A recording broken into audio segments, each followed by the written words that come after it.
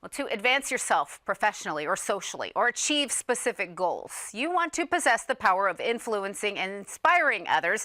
So what do you need to keep in mind to do that well? We've got Dr. Clemson Turregano here, Senior Fellow for Furman University Center for Innovative Leadership. Welcome. Good to see you. Thank you. It's wonderful to be here this morning. Absolutely. First, you say we use influence every single day. How do we do that? Expand on that.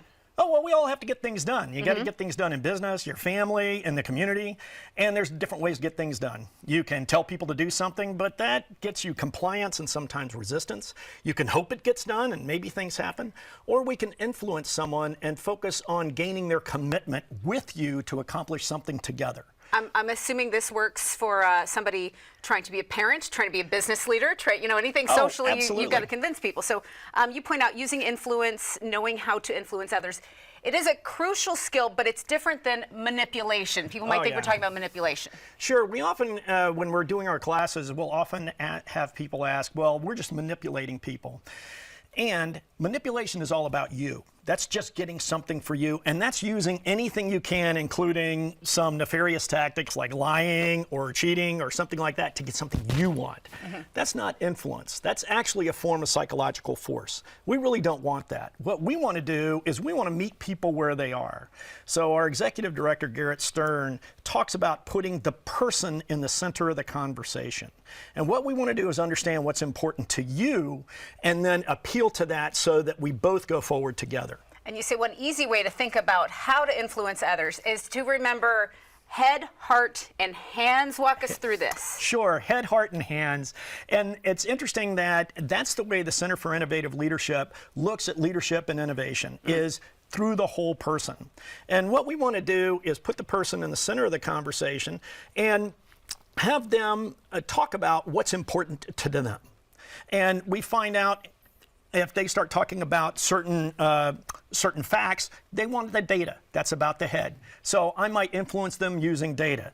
People who, 90% of the people who did this accomplished it this way. Let's go forward together. This is how I can communicate with this person. They want the data, give them that. Feelings.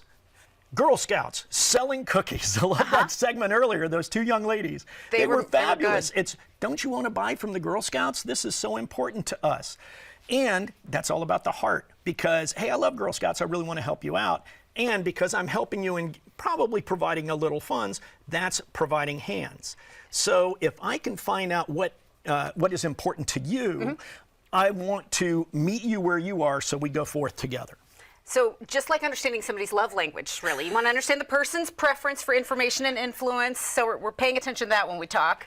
Absolutely. Furman's Center for Innovative Leadership, it's dedicated to developing strategic leaders, problem solvers. Talk about your clients. I know they range from manufacturing, automotive, finance. Sure. We have a full spectrum of people, of partners that we work with, everything from automotive manufacturers, government, health, for-profit, non-profit, because everybody can weave leadership into what they're doing every day, make it more successful, effective, and efficient. Now, we were talking about some of the classes, and you have all kinds of programs and classes, and the way you get people thinking about these topics, especially influence. You've got a few favorite, what are the drills, I would suppose you call them. One, you put a line on the floor. Talk about that drill, how it works. Absolutely. We refer to those as experientials because they're experiments in the classroom. Everything we do at the Center for Innovative Leadership is hands-on, applied. When you walk out the door, you can use it. And so for influence, what we will ask our participants to do is line up on either sides of a line on the floor, and we will say one side to the other side. So if we have side A and side A, you need to get side B to your side of the line. Go. Those are the only rules. And what is happening is as side A and side B start having a conversation, side A starts listening for, are facts important to this person? Are feelings important to this person? Are values important to this person? Head, heart, and hands.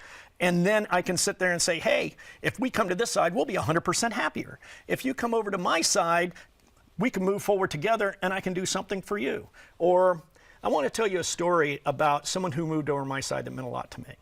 And you ultimately do find that over the course of this experiential, people are going to move. One side of the class is going to win. It just takes time. It takes some time, or some people will say, wow, that's exactly what I want to do, and will step towards. Other people will say, well, it just doesn't resonate with me. And then we can have a conversation. We'll debrief it. We'll go through a post-event review and help people learn what we talked about.